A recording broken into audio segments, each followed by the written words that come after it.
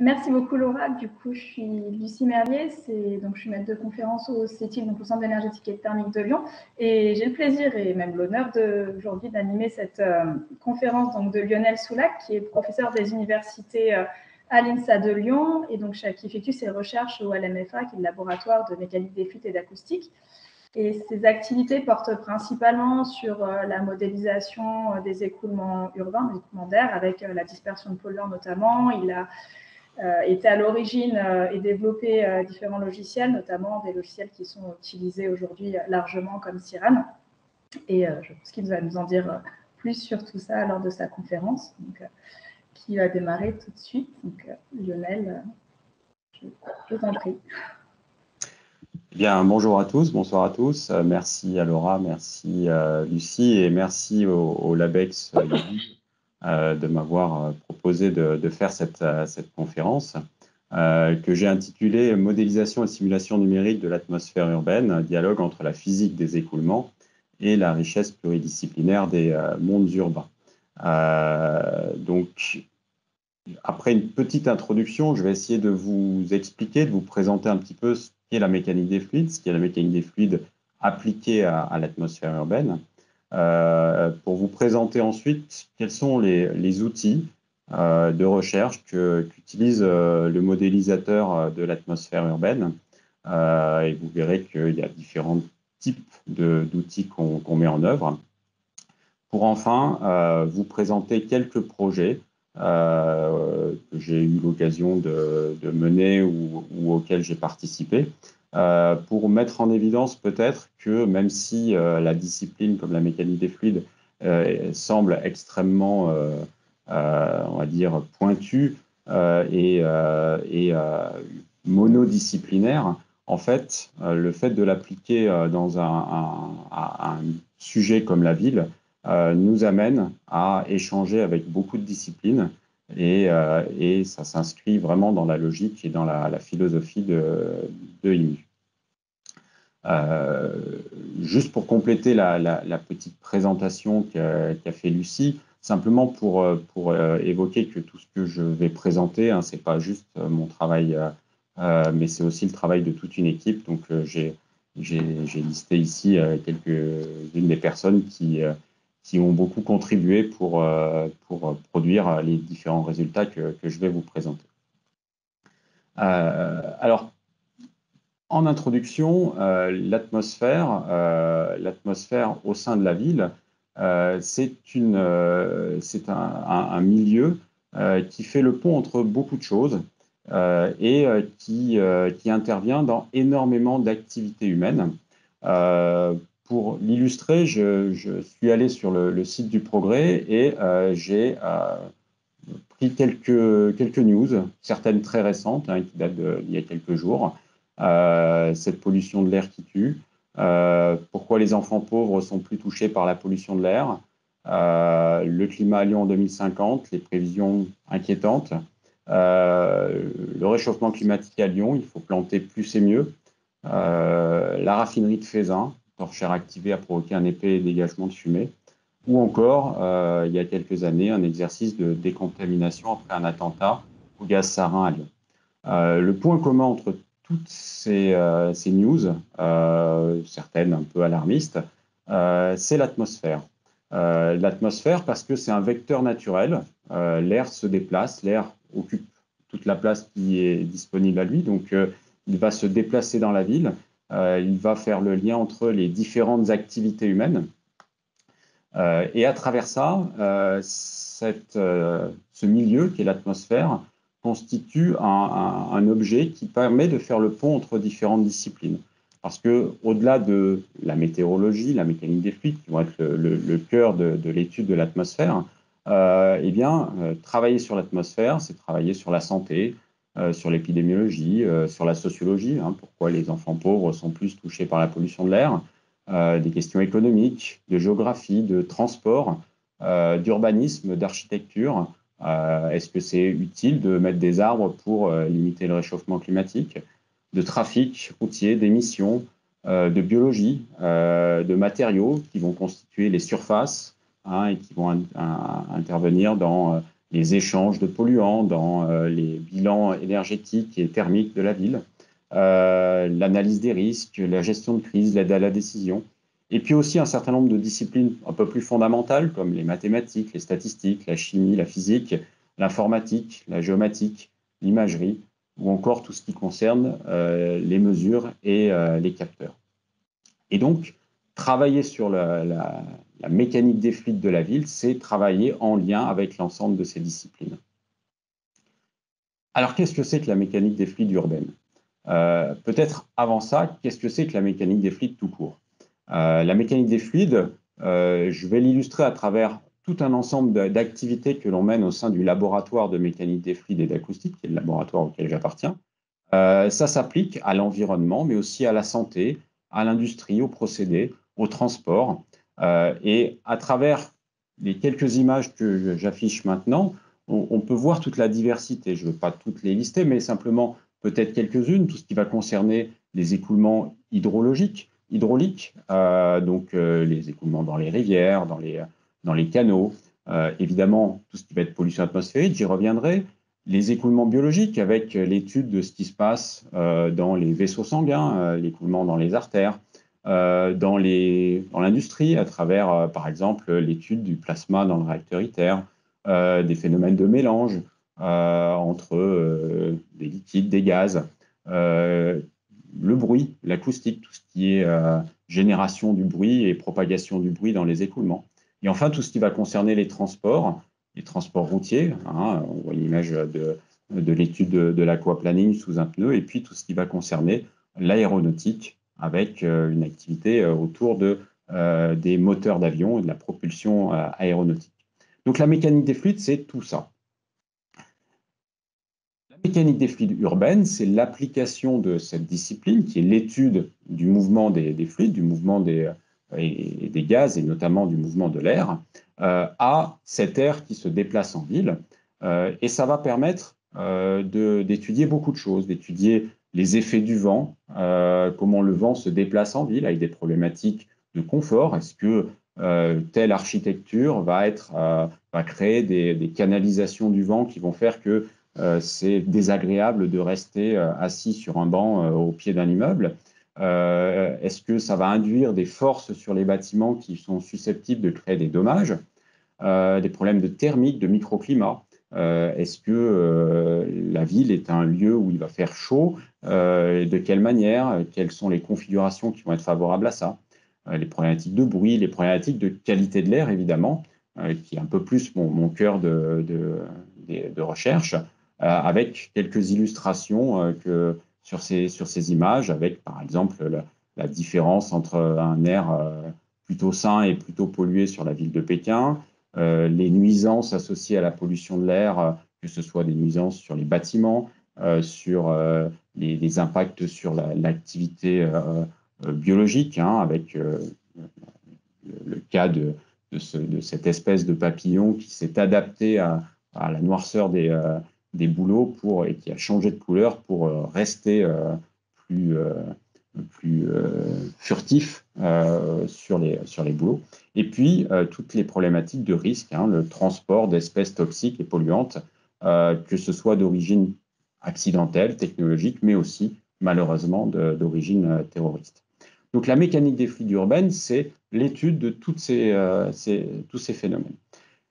Si on revient un peu plus aux processus fondamentaux, la petite image, la petite animation en haut à droite, si elle veut bien démarrer. Alors, elle démarrait tout à l'heure, elle ne démarre plus.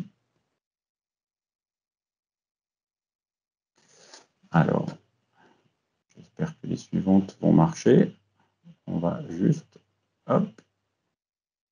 Alors, le fait d'être en partage, je recommence le partage.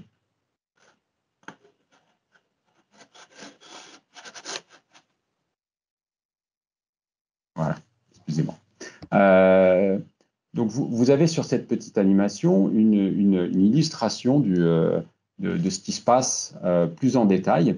Et c'est ce qu'on va essayer de regarder dans les quelques slides suivantes, essayer de comprendre un peu la physique fondamentale de ces écoulements urbains et du transport des polluants dans ces écoulements.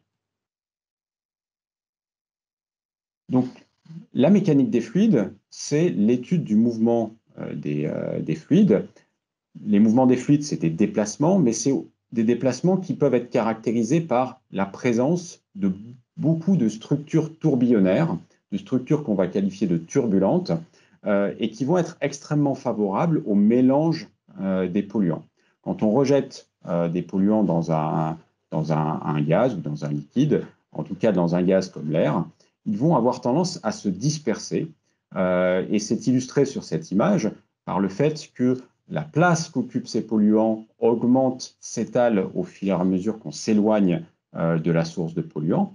Et également les niveaux de concentration qui sont un peu illustrés ici par le niveau de blanc ou le niveau de gris de l'image a tendance à s'atténuer au fur et à mesure qu'on s'éloigne. Ce qui veut dire que la concentration va diminuer au fur et à mesure qu'on s'éloigne de la source. Pour étudier ces choses-là, on mène des recherches qui peuvent être relativement fondamentales pour essayer de comprendre comment la diversité de ces tourbillons va permettre d'agiter le polluant, un peu comme si vous vouliez disperser de la fumée dans une pièce en agitant vos bras. Eh bien, la turbulence fait ça toute seule, elle agite les polluants pour les étaler, pour les disperser. Pour essayer de comprendre ces phénomènes, on mène en laboratoire des simulations sur des cas extrêmement idéalisés, hein, dans une boîte ici, où on va, à partir d'une source initiale qui était concentrée en un point, voir par quel mécanisme le polluant va s'étaler, va se disperser, va se diluer au cours du mouvement.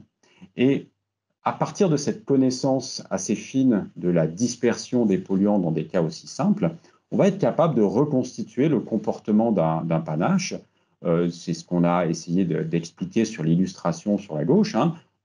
Le panache, finalement, c'est la superposition de cette bouffée qui s'étale. Et au fil de l'étalement de la distance par rapport à la source, on retrouve le comportement qu'on a au cours du temps pour notre bouffée dans la boîte. Et finalement, quand on regarde le comportement d'un vrai panache dans l'atmosphère, par exemple, cette photo prise lors d'un événement incidentel sur la raffinerie de Feyzin, c'est-à-dire un rejet associé à un dysfonctionnement de la raffinerie, on voit qu'on retrouve ce comportement avec un étalement du panache au fur et à mesure qu'on s'éloigne, des volutes associées à ces tourbillons de différentes échelles et une dilution puisqu'on est très noir près de la source et on devient un peu plus gris au fur et à mesure qu'on s'éloigne. On imagine que si on est à une dizaine de kilomètres, on ne voit quasiment plus le panache. Alors pour étudier tous ces phénomènes, on va mettre en œuvre différents outils au sein du laboratoire et au sein de mon équipe de recherche. Le premier de ces outils, c'est un outil expérimental qui est une soufflerie.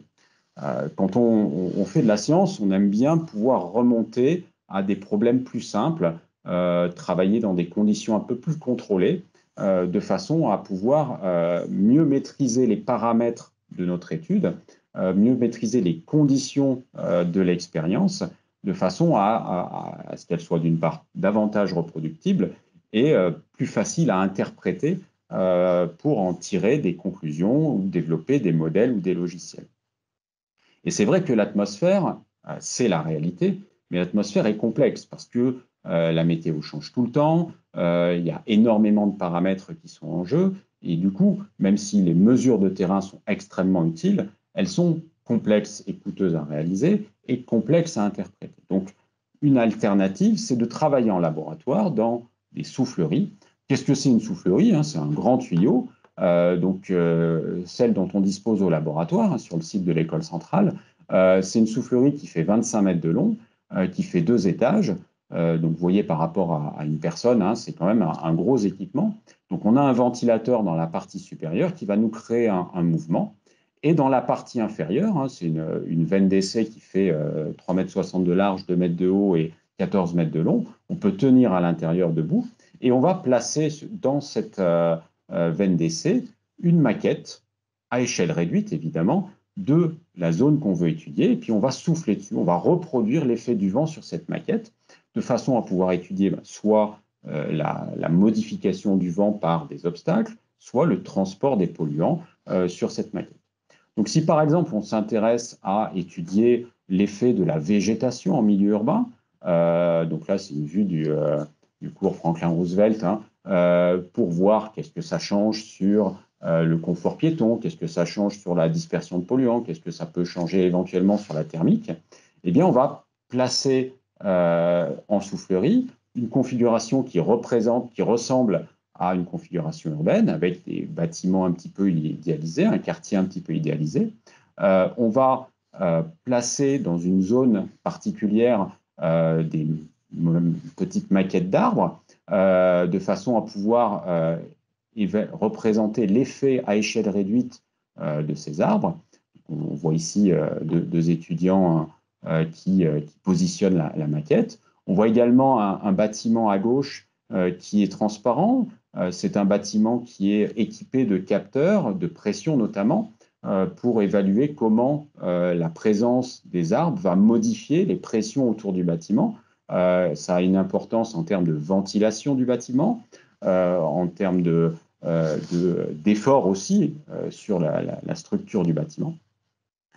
Donc, on va pouvoir, avec cet outil, étudier de façon assez contrôlée les phénomènes. Qu'est-ce qu'on peut voir dans une soufflerie?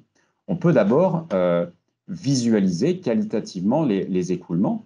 Donc là, vous avez sur une configuration idéalisée de rue, hein, représentative de ce que vous avez en haut à droite, pour un polluant qui serait émis par une voie de circulation au fond de la rue, la façon dont les polluants se transportent à l'intérieur de la rue se mélangent et se dispersent, notamment dans l'atmosphère qui est extérieure.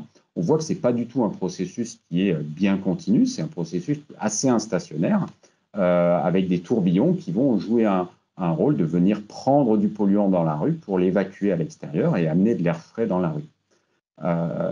On peut également faire les mêmes choses de façon instationnaire, c'est-à-dire à un moment donné, on arrête la source. Hein, donc, si je reviens au début, à cet instant, on arrête la source et on voit qu'il faut un certain temps pour que la rue se vide.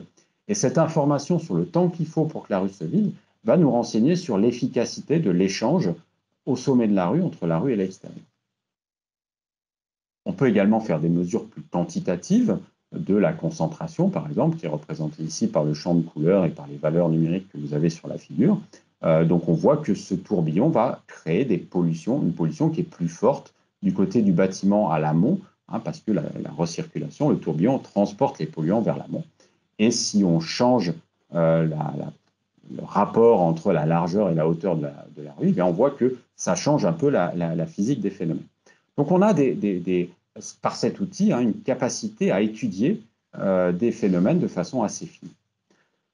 Le deuxième grand outil qu'on va utiliser dans notre démarche, c'est la modélisation théorique, c'est-à-dire écrire les équations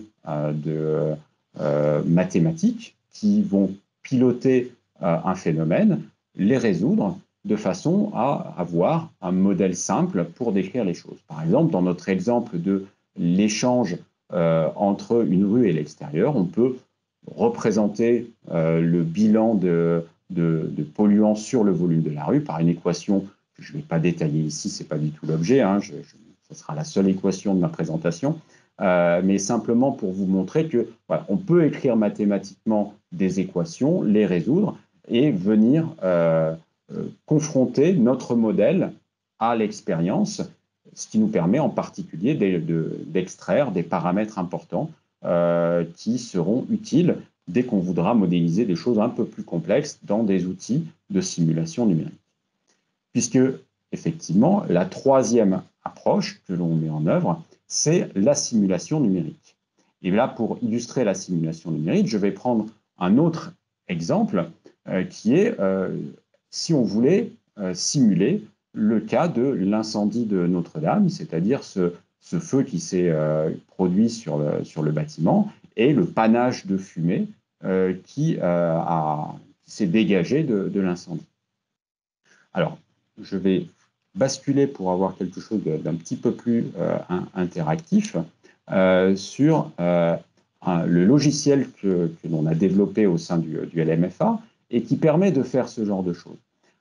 Donc c'est un logiciel dont on va simplement ici voir l'interface 3D, simplement pour vous montrer les étapes du processus de simulation numérique.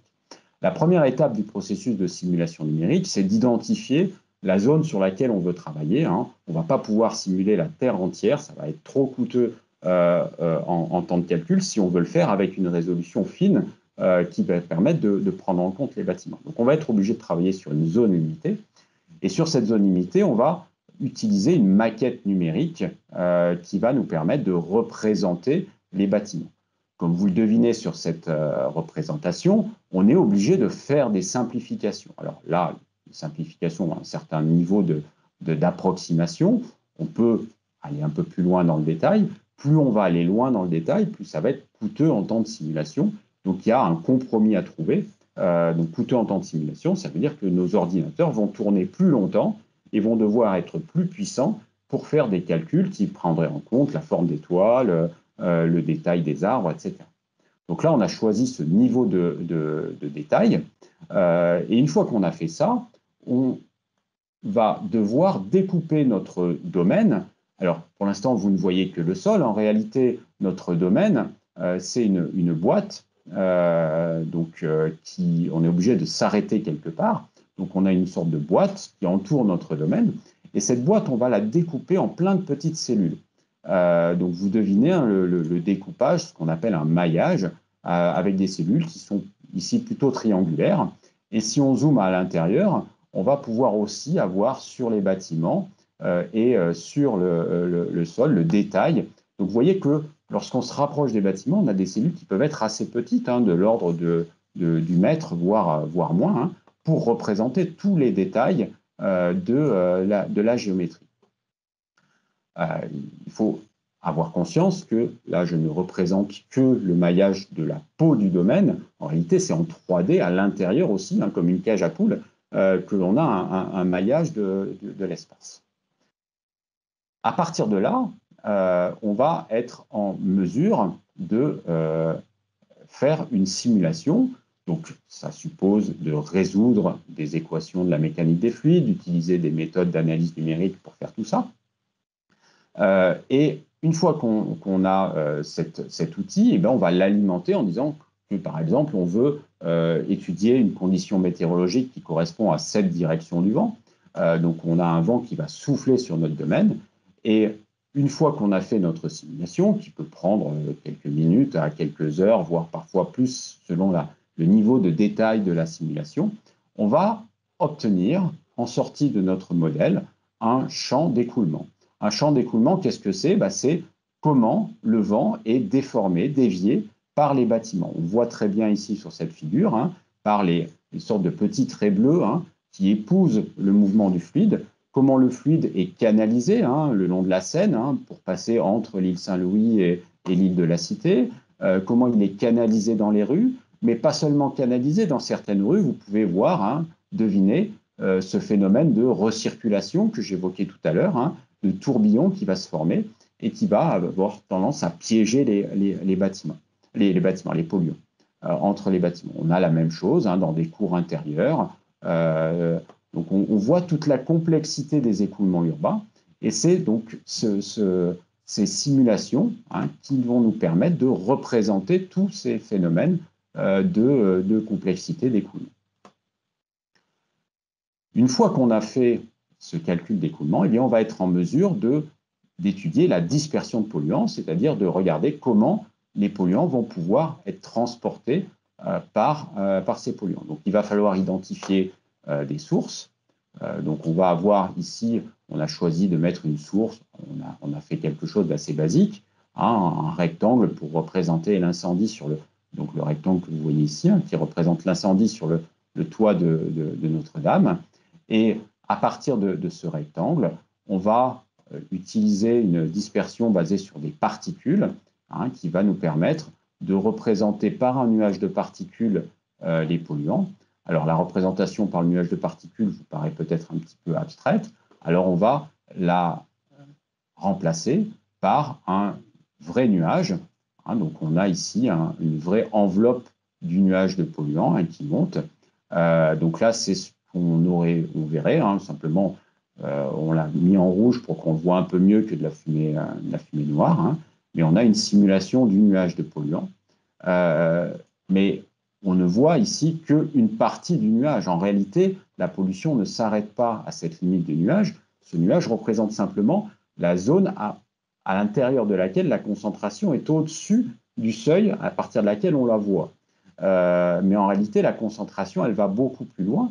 On peut la visualiser à travers un plan qui représenterait le champ de concentration, et on voit qu'on a de la pollution qui va jusque très très loin, simplement très loin, elle se dilue davantage, et on peut également la voir au niveau du sol et visualiser l'impact au sol de ces concentrations qui viennent de l'incendie et qui impactent toute une partie de la vie. Donc cet outil de simulation numérique, j'ai essayé de vous illustrer plus le process de fabrication d'une simulation. On va maintenant voir un petit peu quelques exemples de l'utilisation de résultats, mais c'est pour vous aider à comprendre comment on produit ces cartes de pollution, que ce soit dans des conditions de pollution chronique ou de pollution plus accidentelle comme celle-ci. Alors, je vais revenir à ma présentation.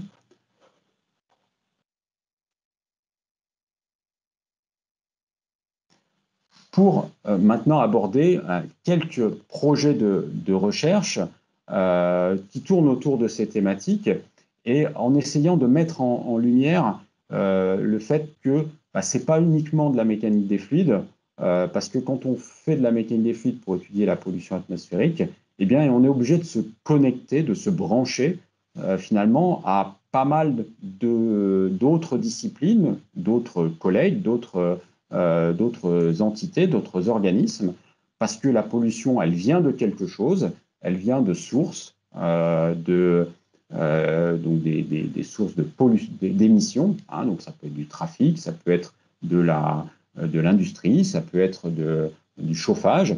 Et donc là, il y a des gens qui sont spécialistes de ces domaines-là, de la modélisation du trafic, des émissions. La pollution, elle se transporte dans un milieu, elle impacte des milieux. Donc c'est tout cet écosystème que je vais essayer d'illustrer. D'illustrer autour d'une thématique qui est la qualité de l'air et l'impact sur la santé. Depuis une vingtaine d'années, au sein du LMFA, on développe un logiciel qui s'appelle CIRAN et qui est dédié à la simulation de la qualité de l'air. Pour le faire très vite, CIRAN, c'est un peu basé sur des principes que j'ai évoqués précédemment où on découpe la ville en petites boîtes, sauf que pour qu'on puisse traiter toute une ville entière, on fait des boîtes plus grosses que dans mon exemple de Notre-Dame de Paris, parce que sinon on n'y arriverait pas dans des temps raisonnables. Donc on fait des boîtes qui sont plutôt de la taille d'une rue, et on connecte toutes ces boîtes pour simuler le transport des polluants au sein de la ville. Ça nous permet de produire des cartographies de la pollution atmosphérique sur un domaine de la taille d'une agglomération. Vous avez ici une illustration de la pollution moyenne annuelle en dioxyde d'azote sur l'agglomération de Lyon, où on reconnaît bien l'impact du réseau routier sur l'émission de polluants et le fait que la pollution diminue lorsqu'on s'éloigne des sources. Cet outil, avant de pouvoir être exploité pour des usages à destination de l'information du public, pour des études scientifiques, il a fallu le valider. Donc, je donne juste ici quelques exemples de comparaison entre, en abscisse, les mesures de terrain, donc faites par des capteurs, par exemple, du réseau d'Atmo Auvergne-Rhône-Alpes, et les concentrations calculées par le logiciel CIRAN pour montrer que, comme pour tout modèle, il y a des accords qui sont avec une certaine incertitude qu'on essaye de quantifier. Vous voyez, le 8%, 11%, c'est l'ordre de grandeur de l'écart moyen entre le modèle et les mesures. Ça c'est important d'avoir en tête qu'aucun outil de simulation n'est parfait et que c'est une représentation de la réalité avec son degré d'incertitude. À partir de là, on va, donc, juste pour, avant de passer à la slide suivante, juste quelques éléments de focus. Quand on construit cette simulation de la ville, et c'était déjà vrai pour le cas de Notre-Dame, il faut partir de bases de données géographiques. Et là, on a besoin des compétences, de l'expertise de gens qui font de l'informatique, de la géomatique, comme nos collègues du LIRIS, pour avoir une description la plus précise possible de la ville, mais aussi avoir des outils de simplification, parce que comme je l'évoquais tout à l'heure, on peut parfois pas représenter tous les détails, il va falloir simplifier les choses. On a également besoin de collègues qui vont faire des mesures de terrain et qui vont faire des mesures fixes, comme des organismes publics comme Atmo Auvergne-Rhône-Alpes, qui est l'organisme de surveillance de la qualité de l'air sur la région Auvergne-Rhône-Alpes, mais également des laboratoires de recherche qui vont développer, comme le CITI, de nouvelles technologies, des nouveaux capteurs, des nouvelles façons de mettre en mouvement ou de connecter des capteurs entre eux. Et ça, c'est aussi extrêmement important pour diversifier les sources de mesures qui vont nous permettre de valider les modèles. Cet outil de simulation, il est utilisé dans un certain nombre de villes en France. La moitié des agences, des associations agréées de surveillance de la qualité de l'air françaises utilisent cet outil. Par exemple, au niveau d'Air Paris, sur Paris, on a le même outil qui va permettre de faire des cartographies de la qualité de l'air sur Paris avec différents niveaux de zoom. Cet outil peut être mis en œuvre pour évaluer la contribution de différentes sources de polluants à la pollution que l'on va respirer quelque part. C'est une des difficultés quand on fait des mesures dans l'atmosphère. On va mettre un capteur avenue Berthelot, par exemple, mais on va mesurer un certain niveau en particules fines, mais on ne sait pas dire facilement. Alors, certains collègues travaillent à des techniques pour, au niveau de l'analyse détaillée de la composition des particules pour essayer d'identifier d'où viennent les particules, mais c'est quand même extrêmement difficile. La plupart du temps, c'est difficile de savoir d'où vient la pollution parce que finalement, on récupère la soupe atmosphérique où tout s'est mélangé et où, en un point, on a des polluants qui viennent de plein d'endroits différents. Par la modélisation, on arrive à suivre numériquement la contribution en un point de ce qui vient de différents endroits. Et par exemple, sur ce graphique, vous avez pour différents capteurs, et notamment la deuxième colonne, c'est le capteur qui se trouve avenue Berthelot, on peut identifier sur un niveau annuel moyen de plus de 40 microgrammes par mètre cube de PM10, particules de taille inférieure à 10 microns, la part qui vient de l'extérieur de la ville, la part qui vient des sources de trafic, la part qui vient du résidentiel et la part qui vient de l'industrie. Et c'est extrêmement instructif pour essayer d'identifier quels sont les contributeurs à la pollution que l'on a à tel ou tel endroit dans la ville.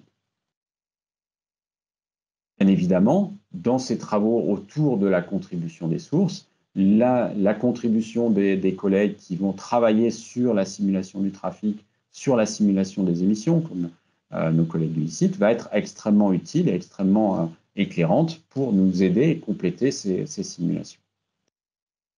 Évidemment, quand on parle de pollution, on parle d'effets sur la santé. Et en quoi la modélisation peut nous aider à évaluer les effets sur la santé? Eh bien, nous avons travaillé sur un projet qui a depuis plusieurs années avec le centre Léon Bérard, le centre de recherche sur le cancer, pour évaluer le lien entre l'exposition à la pollution atmosphérique et l'apparition de certains cancers, et notamment le cancer du sein. Pour faire ça, le centre Léon Bérard a suivi une cohorte, la cohorte 3N. C'est une cohorte de femmes qui ont été suivies pendant plusieurs décennies. C'était une cohorte d'enseignantes. Donc, on avait la localisation de leur domicile, de leur lieu de travail, mais l'information qu'on n'avait pas, c'était à quoi elles ont été exposées au cours de ces années. Sur les dernières années, on a des informations assez fines sur l'observation de la qualité de l'air, mais dans les années 90, on n'avait pas grand-chose. Et donc, on a utilisé l'outil de simulation numérique pour faire de l'archéo-exposition quelque part, c'est-à-dire pour reconstituer l'exposition à la pollution atmosphérique depuis le début des années 90. Donc, on a reconstitué des cartes de pollution au cours des années pour évaluer en fonction de là où se trouve chacune des personnes au fil des années, à quoi elle a été exposée. Parce que ce qu'on sait, c'est que ces cancers sont associés à des expositions sur des temps très longs et que ce n'est pas juste la pollution qu'elle respire à l'instant T aujourd'hui qui peut expliquer l'apparition ou pas d'un cancer. Donc, ces études ont permis de reconstituer l'exposition à la pollution. Évidemment, on a essayé de valider ces cartographies qui ont été reconstituées par comparaison à des observations.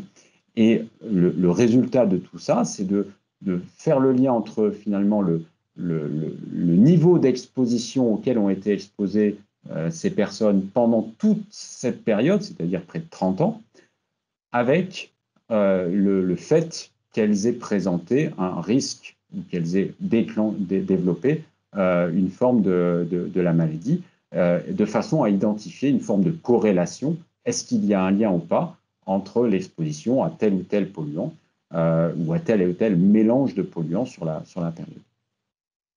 Donc, évidemment, sur ces études-là, on travaille en collaboration avec des médecins, des épidémiologistes pour réaliser ces études. La question de la perception de la pollution, parce qu'au-delà d'être une problématique objective d'impact sur la santé, il y a aussi tout un ressenti.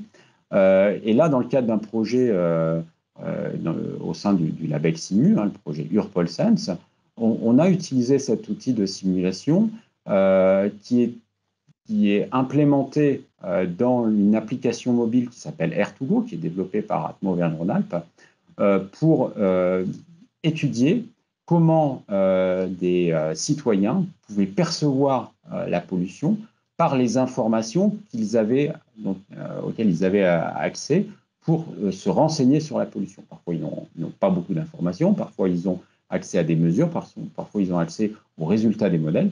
Et donc, on a fait entrer cet outil de modélisation dans un protocole d'étude qui faisait intervenir des géographes, des spécialistes de la participation citoyenne, des spécialistes des capteurs, pour essayer de mieux comprendre l'appréhension de la pollution par les citoyens en milieu urbain. Et donc là, on a travaillé en collaboration notamment avec nos collègues du laboratoire EVS, les gens de Tuba et le CITI pour tout ce qui concernait les mesures. Enfin, sur cette thématique de la qualité de l'air, un petit mot sur des recherches qui sont en cours, que l'on mène actuellement, pour essayer de voir comment travailler sur l'assimilation de données de microcapteurs mobiles.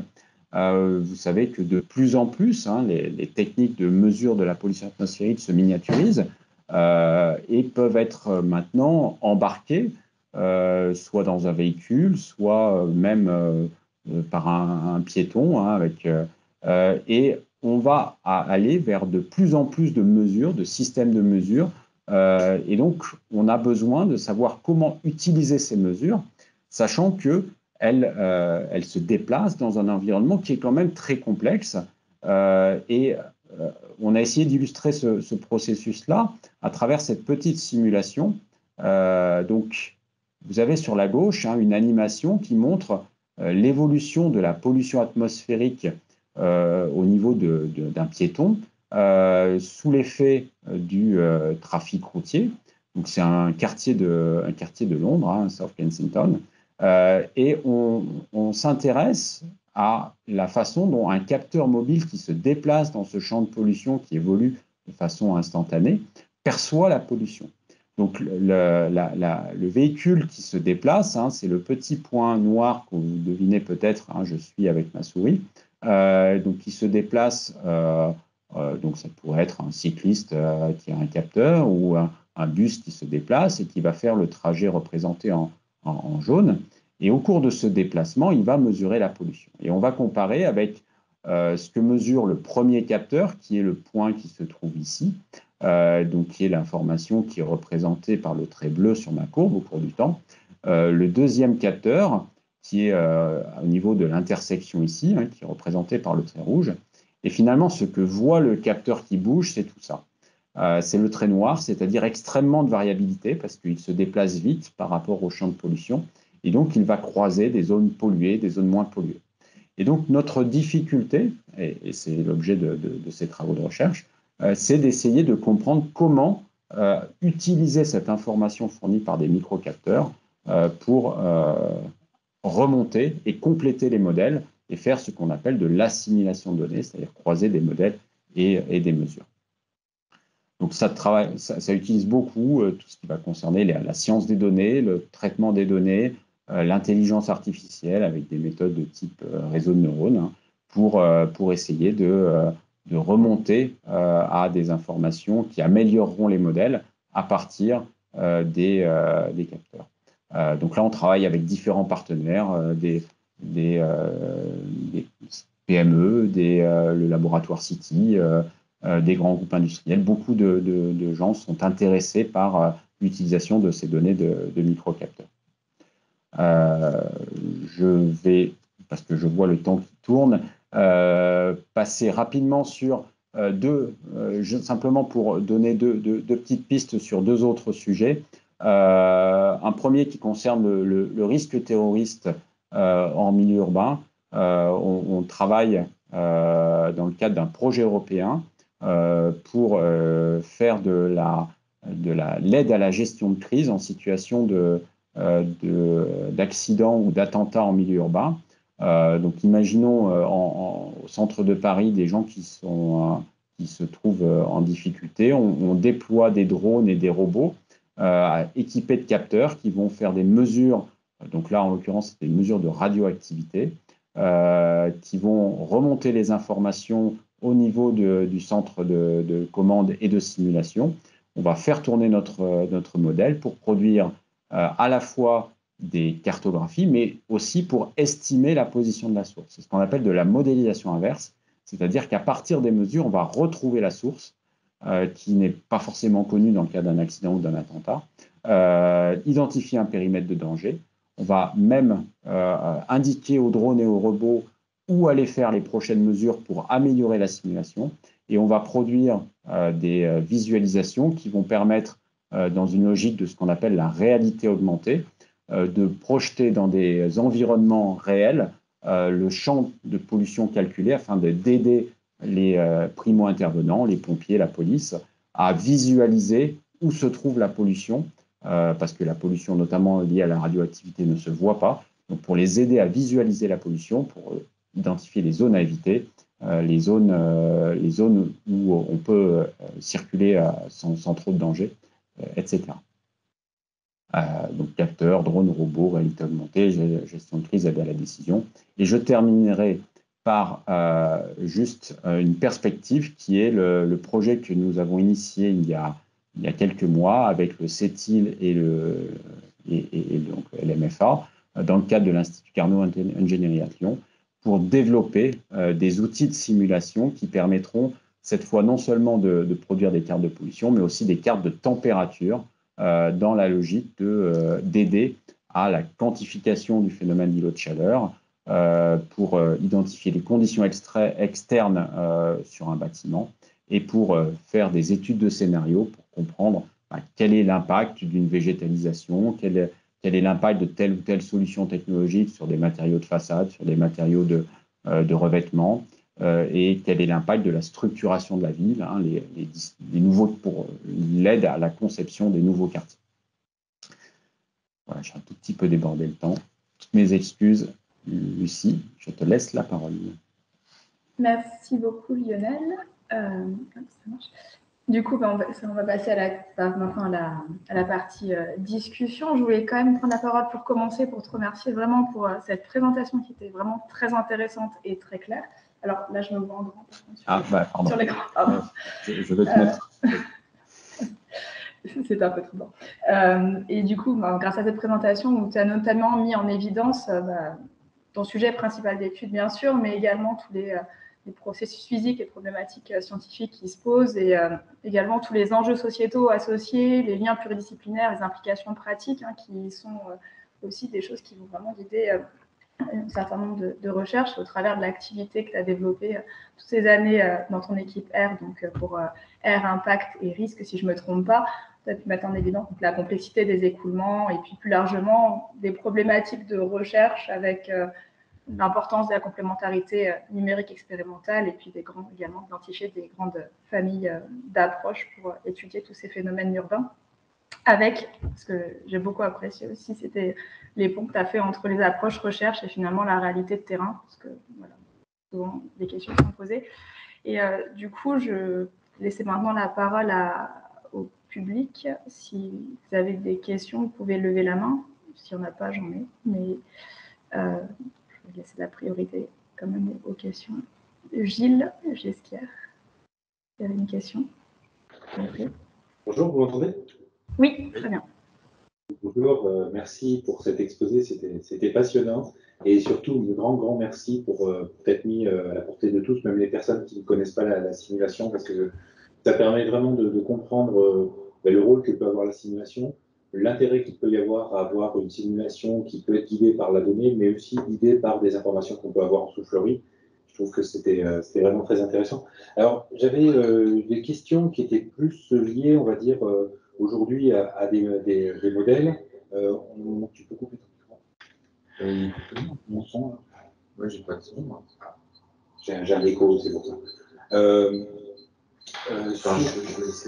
Sur la calibration, ma question est plutôt liée à la calibration des modèles, parce qu'aujourd'hui, on a pas mal de données de simulation, et je me posais des questions. Je sais que vous avez fait des choses dans le cadre du Repol-Sens, mais jusqu'à quel point vous avez été dans le recalibrage, on va dire, entre guillemets, à la volée. Je ne peux pas trop définir ce qu'est à la volée, mais le calibrage, par exemple, sur les bornes Atmo ou sur du capteur Baku, parce que la simulation était plutôt là pour permettre de faire un transfert vers le capteur Baku et amener les éléments de calibration. Mais le modèle en lui-même, est-ce que vous avez des modalités de calibration pour comprendre un petit peu comment ça marche, et est-ce que vous utilisez de la donnée qui peut être captée autrement pour recalibrer à la volée ce type de modèle?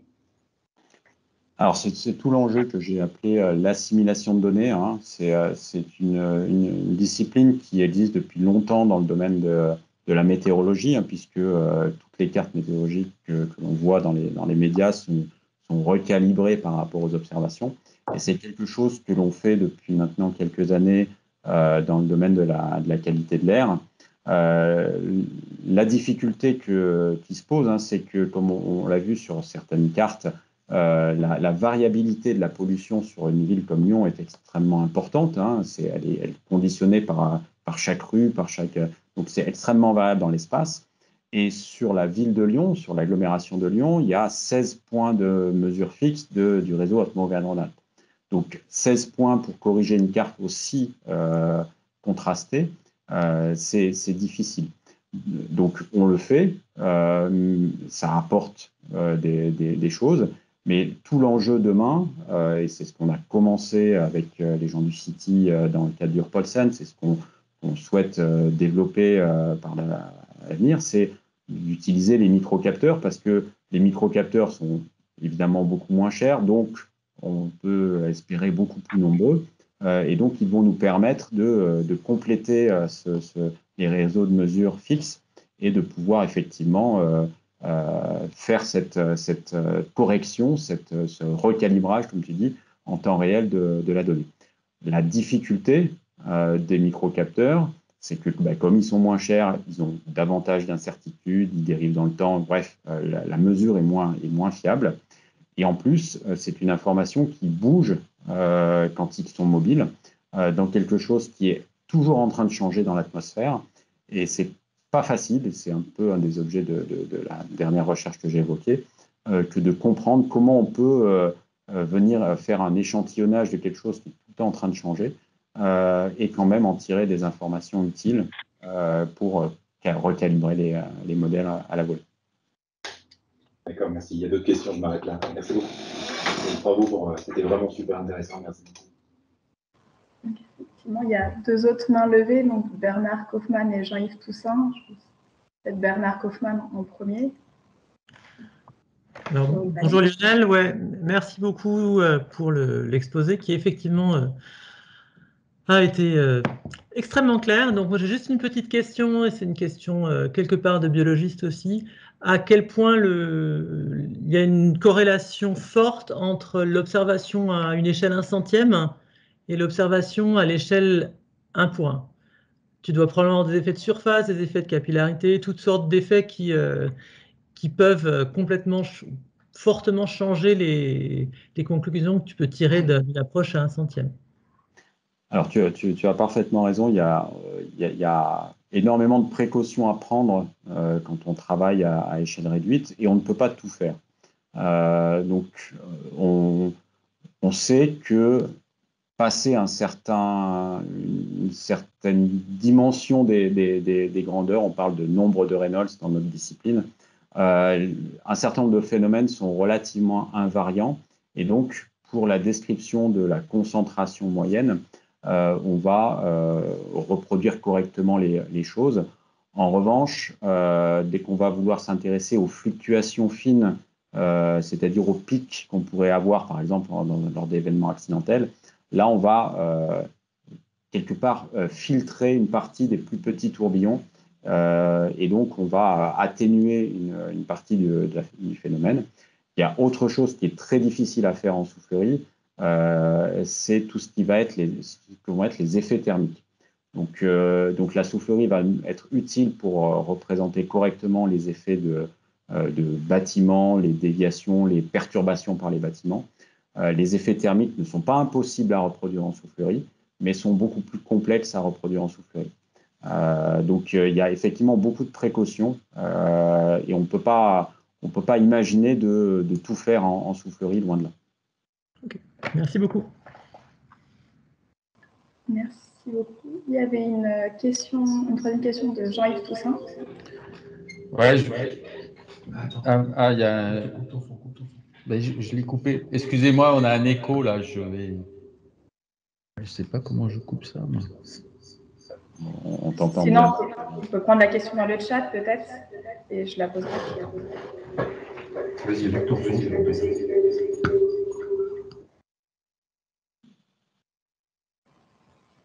Là, on entend. Là, on n'entend pas par contre, on n'entend plus du tout. Est-ce que vous m'entendez? Oui. Oui. Il y a un écho. Bon. Attends, je vais couper ça. Attends. Est-ce que vous m'entendez sans écho? Oui. Ouais, ça marche. Vas-y.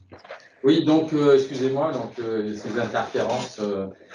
D'abord, merci beaucoup parce que l'exposé était vraiment d'une clarté. Alors, moi, je suis vraiment béotien, je suis un peu fâché avec les chiffres, mais un peu moins avec les mots, on va dire.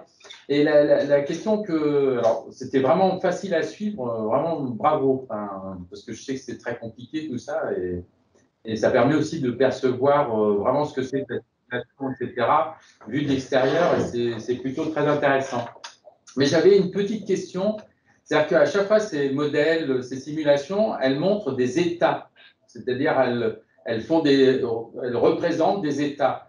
Est-ce qu'on peut travailler sur, plutôt que des états, sur ce que moi j'appellerais des solutions? Est-ce que vous travaillez, par exemple, avec des concepteurs, au stade de la conception, avec des architectes ou des urbanistes, qui pourraient utiliser, à même titre qu'on utilise les usages, par exemple, pour faire des formes architecturales adaptées, etc., ou des formes de pièces? On ne va jamais faire une salle à manger en forme de couloir, ce n'est pas imaginable. Et est-ce que ça, vous travaillez ou essayez de travailler à ce stade, ou est-ce que vous avez des difficultés à communiquer ou à avoir les collègues architectes ou urbanistes à disposition? Alors, non, tu as tout à fait raison, hein. Les outils de simulation, c'est effectivement une de leurs grandes forces par rapport aux observations, hein, les observations font forcément état de l'état actuel. Les outils de simulation peuvent être mis en œuvre pour faire des scénarios. C'est-à-dire qu'on peut changer les paramètres, on peut, dans notre maquette numérique, rajouter un bâtiment, imaginer un quartier un quartier de demain avec des espacements différents, avec des formes de bâtiments différentes, et voir quel est l'impact en termes de thermique, de pollution, de ventilation. Donc oui, les outils de simulation, que ce soit pour la pollution, la thermique ou autre, sont beaucoup utilisés dans des logiques de scénarisation. Ça peut être de la scénarisation à dire moyen terme, ouverture d'une nouvelle rocade, réaménagement du centre-ville qui deviendrait piéton et quel est l'impact sur la pollution. Donc, mais ça peut être du beaucoup plus long terme, du prospectif à 2050, de voir voilà, si une partie de la population a migré d'une zone à une autre, si des quartiers ont complètement changé, ont été transformés, comment les choses évoluent. Et c'est pour ça qu'il y a aussi des enjeux sur des logiciels avec des niveaux de précision qui sont différents. Peut-être que, bon, pour aller vite, j'ai donné l'impression peut-être que tout était à aller à la même vitesse. Il y a des logiciels, dans ce que j'ai montré, qui prennent plusieurs semaines pour faire un calcul. Il y en a qui prennent plusieurs secondes. Simplement parce que selon les stades dans les projets, on n'a pas les mêmes moyens et les mêmes ressources à mettre dans la scénarisation. Donc, il y a de l'avant-projet où il faut des outils simples, mais quand même relativement précis. Et puis, plus on avance dans les stades de progression des projets, que ce soit des projets d'urbanisme, d'architecture, enfin, voilà, tout projet d'aménagement de la ville, on va mettre en œuvre des outils plus ou moins complexes. Et quand on veut scénariser aussi des accidents, eh bien, on va utiliser cette logique-là. Qu'est-ce qui se passe s'il y a un accident au centre de Lyon? Qu'est-ce qui se passe s'il y a un wagon de chlore qui se renverse gare de la Pardieu? Qu'est-ce qui se passe s'il y a un attentat à Confluence? Donc, on scénarise et on regarde les impacts. Est-ce qu'on peut anticiper au sens, non pas de regarder un scénario qui renvoie à un constat, à une correction, mais plutôt faire l'inverse, c'est-à-dire plutôt des vérifications, c'est-à-dire introduire le paramètre, je ne sais pas, de pollution ou de carte de bruit au moment où on fait une esquisse, de manière à la faire en fonction d'un résultat qu'on veut obtenir et ensuite de le vérifier. Alors, c'est potentiellement possible. C'est des choses qu'on fait on va dire, à petite échelle quand on veut identifier des sources, par exemple, ou optimiser tel rejet par rapport pour que à telle distance on respecte les normes environnementales. Mais ce que tu suggères, c'est effectivement des choses qui sont un peu le Graal, qui serait d'avoir une sorte de simulateur de la ville, mais qui n'inclurait pas que ce type de modèle, qui inclurait des modèles de transport de chaleur dans les réseaux urbains, des modèles de l'eau, des sols, et de pouvoir faire de l'optimisation multicritère, c'est-à-dire de dire, voilà, si on veut que l'optimum, incluant les différents impacts environnementaux, mais aussi les impacts sociaux, les impacts économiques, eh bien, on peut imaginer de mettre ça dans un immense simulateur et d'essayer de faire tourner des algorithmes d'optimisation pour trouver des scénarios qui pourraient sembler optimum. Il y a une société qui s'appelait Forcity qui avait un peu ça dans sa ligne de mire. Merci beaucoup. Merci beaucoup, Jean-Yves. Je ne sais pas s'il y a encore une autre question. Je vais peut-être poser la mienne quand même, sinon je serais un peu déçue. En plus, tu as remis la slide, je dirais peut-être pas exprès, mais qui me va bien. Donc, tu as parlé effectivement donc, un petit peu de thermique déjà, on a parlé de modélisation beaucoup, tu as bien dit que la modélisation, c'était une représentation de la réalité. On va faire généralement des modélisations en fonction des objectifs que l'on a et on va choisir finalement les physiques qu'on veut reproduire. Et là, tu nous as présenté beaucoup vis-à-vis des activités de dispersion de polluants. Si maintenant on souhaite aller plus vers de la thermique ou vers peut-être une combinaison pollution thermique vis-à-vis de la santé qui aura fortement du sens, à ton avis, comment est-ce que tous ces logiciels doivent évoluer aujourd'hui pour reproduire ce qu'il faudrait et aussi pour pouvoir finalement répondre aux problématiques sociétales et pas uniquement de recherche? Alors, tu as raison. En fait, c'est vrai que tout est couplé. On pourrait se dire qu'on a besoin de représenter la thermique pour représenter correctement la pollution. Mais c'est vrai que on peut faire certaines simplifications qui l'ont fait d'une part pour gagner du temps, pour avoir des logiciels qui tournent plus vite, parce qu'on n'a pas toujours les données pour les alimenter, et puis parce qu'on n'a pas suffisamment parfois la connaissance physique pour représenter correctement les choses. Pour représenter mieux des cartes de température, si on voulait simuler par un logiciel une carte comme celle qui est à l'écran, eh bien, il faut travailler sur les échanges thermiques, enfin, des choses que voilà, tu connais aussi très très bien, sur les transferts radiatifs. L'atmosphère et l'interface entre l'atmosphère et la ville, c'est un lieu de beaucoup d'échanges, des échanges de frottement, de force, hein, parce que l'écoulement il est freiné par la ville, l'écoulement du vent, des échanges de chaleur et le fait que la ville elle soit extrêmement découpée, c'est un peu comme un radiateur avec des ailettes, hein, ça favorise les échanges et avec des zones entre les bâtiments où voilà, des zones calmes où la chaleur va pouvoir, l'air va pouvoir rester plus longtemps et se réchauffer un petit peu. Des échanges de rayonnement avec des effets de piégeage, des échanges d'humidité aussi, parce que l'humidité joue un rôle très important dans les échanges de chaleur. Un peu comme quand on sort tout mouillé de la douche, eh ben, on a froid parce que l'eau s'évapore à la surface de notre peau. C'est pareil dans la ville, donc l'évaporation de l'eau crée des échanges de chaleur.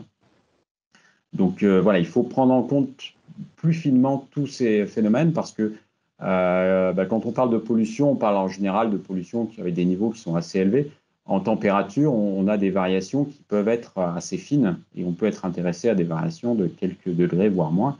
Et donc, il faut arriver à modéliser finement pour représenter correctement tous ces phénomènes. Et donc, c'est ce à quoi on travaille. Merci beaucoup. Je ne sais pas s'il y a encore des questions des personnes qui souhaitent poser une question. Sinon, peut-être qu'on peut s'arrêter là. On arrive au terme du planning, du temps consacré à la conférence. Je ne sais pas s'il n'y a pas d'autres questions de s'arrêter là. Je voudrais encore remercier vraiment Lionel pour cette présentation qui était vraiment très intéressante et tellement claire. Merci beaucoup. Merci à vous. Merci beaucoup. J'ajouterais pour aussi l'accent mis sur la dépendance de chaque discipline à toutes les autres. Ça, c'est vraiment… merci beaucoup d'insister sur cette question-là, parce que souvent, on l'oublie un peu trop qu'on ne peut pas faire sans la réalité. Donc, la réalité, elle est représentée par des champs disciplinaires multiples. Et ça, je suis très, très heureux de l'avoir entendu et surtout vu sur les slides. Merci beaucoup.